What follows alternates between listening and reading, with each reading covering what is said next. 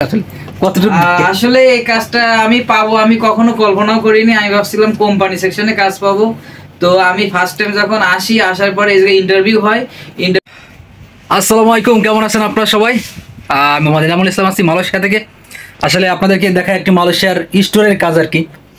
বাংলাদেশ থেকে আসলে দালালরা কিন্তু বলে যে অমুক যা কাজ সেই কাজ এই কাজ, হ্যাঁ, আসার পরে আসলে দেখা যায় যে এই কাজ পাওয়া আসলে সম্ভব না, অথবা এটা স্বপ্নই থাকে আর কি। হ্যাঁ, অনেকেই ভালো ভালো কাজের জন্য অ্যাপ্লাই করে, সেই কাজের জন্য অ্যাপ্লাই করে। হ্যাঁ, আসার পরে মালয়েশিয়াতে আসার পর অথবা বিদেশে আসার পর সেই কাজ খুবই কম পাওয়া যায়। তবে এই জায়গায় আসার পরে ভালো ভালো জায়গায় খুঁজে নিতে হয় আর কি। যারা কিনা ফ্রি ভিসার লোক তারা ভালো ভালো জায়গায় খুঁজে নিয়ে তারপরে আসলে কাজ করে। এই জায়গায় আমি আছি আর কি, যে আমাদের এক ভাইয়ের কাজ করে, হ্যাঁ, স্টোরে কাজ করে আর কি। এই যে সব স্টোরের কাজ একবার পিছন পর্যন্ত সব, হ্যাঁ, এই সব জায়গায় আর কি। স্টোরের কাজ হলো আপনার মালামাল সব দায়িত্ব সব বুঝে শুনে রাখা, হ্যাঁ, গণনা করা।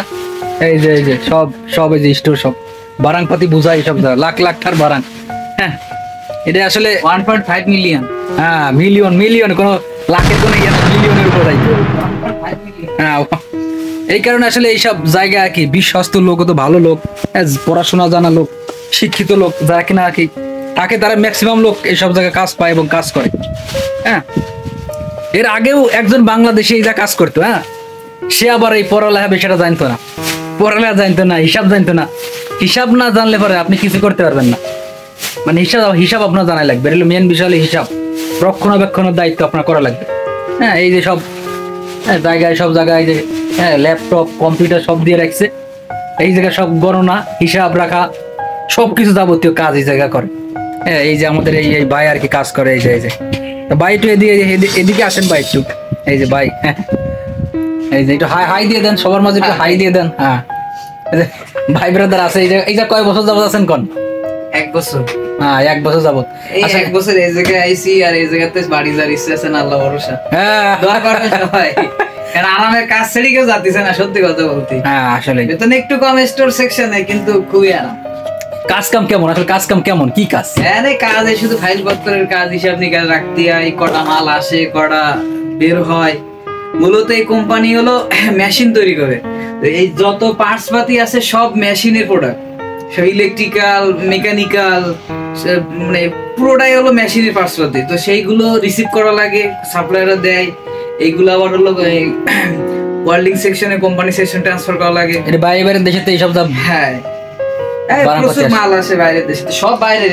এই দেশে মালয়েশিয়ান খুব কম প্রোডাক্ট, বেশিরভাগে থাইল্যান্ড, জাপান, জার্মানি, চায়না, এইসব দেশে, সিঙ্গাপুর, এইসব দেশের মাল বেশি আসে। এইসব জায়গার এইসব মাল যেগুলো রিসিভ করা লাগে আর কি, এইগুলো রিসিভ করা লাগে। এইগুলো আসলে মানে সাধারণ আপনি একটা মাল আইছে, এটা আইছে সিঙ্গাপুরের থেকে, একটা বানান, এই জিনিসটা রিসিভ করা লাগবে। এবার যাচাই বাছাই করা লাগবে, ঠিক আছে কিনা দেখা লাগবে কিনা, ঠিক আছে কিনা, পার্ট নাম্বার ঠিক আছে কিনা। ও, এইসব আসলে এই সব জায়গায় অশিক্ষিত লোক অথবা সাধারণ লোক, অবশ্যই অমূর্খ অশিক্ষিত লোক এখানে চলবেই না, কারণ ইংলিশ তো জানাই লাগবে, কারণ প্রত্যেকটা জিনিস ইংলিশে লেখা। একটা পেপার সাপোজ সবকিছু কি লেখা আছে সব ইংলিশে মেমো করা, তো ইংলিশে এগুলো বোঝা লাগবে, কোয়ান্টিটি বা সাপ্লায়ার নেম বা কোম্পানির নেম ঠিক আছে কিনা, এগুলো তো অবশ্যই লেখাপড়া জানা লাগবে। লেখাপড়া ছাড়া আসলে সম্ভব না।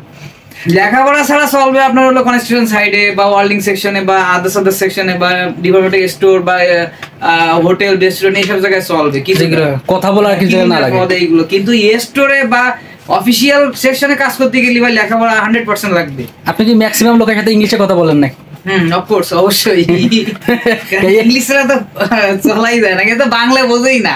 কিন্তু একমাত্র আমার বাঙালি ভাইরা যারা আছে তাদের সাথে বাঙালি চলে, তাও আবার বসেরা রাগ করে বাংলা ভাষা কথা বললি, কারণ এরা চায় না যে আমরা বাংলা ভাষা কন্টিনিউ করি। কারণ আমরা বাংলা ভাষায় কি কথা বলি না বলি, এরা হয়তো ভাবে যে আমরা খারাপ বলি এদের, সো এরাই চায় যে আমরা এদের ভাষায় কথা বলি, তাহলে এরা বুঝতে পারবে যে আমরা কি আলোচনা করতেছি। এই জন্য সবসময় জন্য আসলে ওদের ভাষায় কথা বলার চেষ্টা করতে হবে। তো আমি 1 বছর আইসি, মালয় ভাষার টুকটাক সবই প্রায় বুঝি, যে ওরা কি বলতে চায় বা কি বুঝাচ্ছে। আর বলতে গেলে একটু কষ্ট হয়, যেহেতু একটা ভাষার থেকে আর একটা ভাষা ট্রান্সফার হওয়া খুবই টাফ ব্যাপার। ছোটবেলা থেকে যে ভাষা শিখছি আবার এখন সেই ভাষা কন্টিনিউ করা খুব টাফ ব্যাপার। আসলে এই কাজটা আসলে ভাগ্যের ব্যাপার। কতটুকু আসলে এই কাজটা আমি পাবো আমি কখনো কল্পনাও করিনি। আমি ভাবছিলাম কোম্পানি সেকশনে কাজ পাবো। তো আমি ফার্স্ট টাইম যখন আসি, আসার পরে এই জায়গায় ইন্টারভিউ হয়, ইন্টারভিউতে ইংলিশে সবকিছু জিজ্ঞাসা করে। তো আমরা 5 জন ছিলাম, 5 জনের ভিতরে আমি আসলে উইনার হয়েছিলাম। তার কারণে আমার বস আসলে আমার এই জায়গায় রিসিভ করছে। আর আসলে কপাল আছে, উপরাল্লাহ চাইছে যে আমি এই কাজটা করি। হ্যাঁ, বাবা মার দোয়া আছে, ঠিক আছে, সবার ভালোবাসা আছে বলি, ভাগ্যে আছে বলে আমি এই জায়গায় পাইছি কাজটা। আমার যে ফ্রেন্ডরা আইছিল তারা কিন্তু আসলে অনেক কষ্টে আছে, তার থেকে আলহামদুলিল্লাহ অনেক ভালো আছি। তো সবাই দোয়া করবেন আমার জন্য। ওকে, ধন্যবাদ সবাই, ভালো থাকবেন। আসলে স্টোরের কাজ এরকমই, হ্যাঁ, পরবর্তী সিস্টেম আসলে এরকমই, যারা কাজ কাম করবেন অথবা আসবেন আপনারা দেখতে পারেন আর কি। ধন্যবাদ সবাই, ভালো থাকবেন, দেখা হয় পরবর্তী কোনো ভিডিওতে। ততক্ষণ পর্যন্ত ভালো থাকুন, সুস্থ থাকুন, আল্লাহ হাফেজ।